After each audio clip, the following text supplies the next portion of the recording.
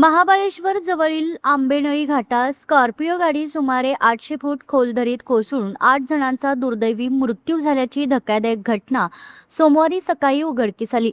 मृतांमध्ये सातारा जिल्ह्यातील 21 ते 25 वयोगटातील तरुणांचा समावेश असून कोरेगाव तालुक्यातील आसगाव गावातील 5 तरुणांचा या दुर्घटनेत मृत्यू झाल्याने परिसरात शोककळा पसरली आहे। मिळालेल्या माहितीनुसार संबंधित तरुण कोकणात फिरण्यासाठी गेले होते, मात्र रात्री उशिरापर्यंत त्यांच्याशी संपर्क होत नव्हता। काहींचे मोबाईल फोन लागत नव्हते, मात्र प्रतिसाद मिळत नसल्याने नातेवाईकांनी सातारा तालुका पोलीस ठाण्यात संपर्क साधला। पोलिसांनी मोबाईल लोकेशनच्या आधारे शोध सुरू केला असता आंबेनळी घाट परिसरात लोकेशन मिळाले। यानंतर पोलिसांनी महाबळेश्वर व प्रतापगड ट्रेकर्सच्या मदतीने शोध मोहीम राबवली। यावेळी स्कॉर्पिओ गाडी खोल दरीत कोसळल्याचे निदर्शनास आले। अपघात इतका भीषण होता की गाडीतील सर्व प्रवाशांचा जागीच मृत्यू झाला।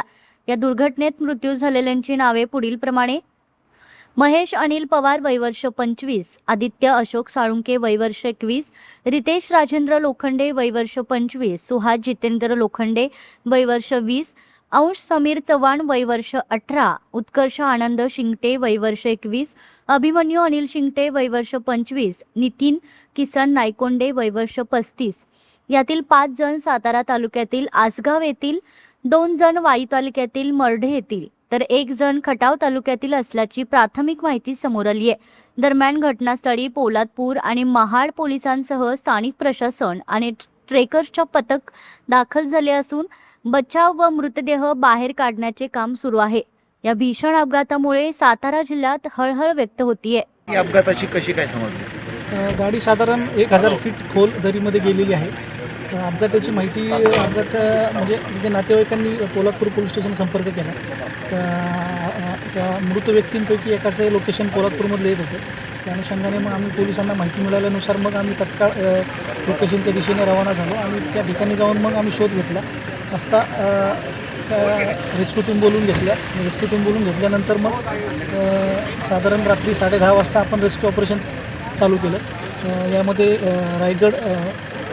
रायगड जिल्ह्यातील महाडचं एक रेस्क्यू टीम आहे, त्याच्यानंतर पोलादपूर प्रतापगड ट्रेकर्स, त्याच्यानंतर महाबळेश्वर रेस्क्यू टीम आणि रोह्याची सह्याद्री रेस्क्यू टीम, अशा एकूण 4 रेस्क्यू टीम याच्यामध्ये काम करत आहेत।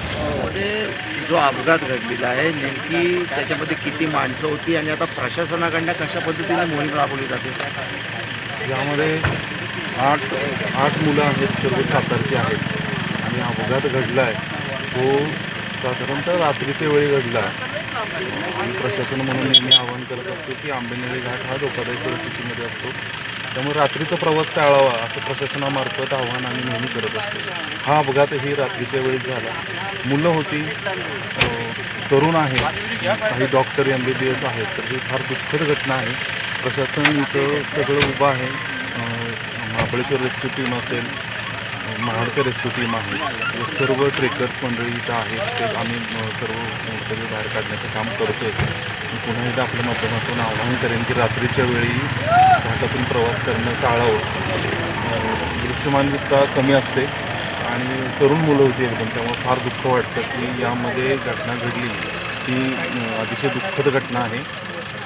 आम्ही आता हे काम चालू आहे। आता एक रितेश लोखंडे नावाचा जो मृतक आहे त्याला बाहेर काढलेला आहे। अजून 1 जण त्यांना आम्ही वरून इकडून काढू, बाकी सगळं दरी खोल असल्यामुळे खालच्या बाजूने आम्ही काढण्याचा प्रयत्न करत आहोत। रेस्क्यू ऑपरेशन आताही सुरूच आहे।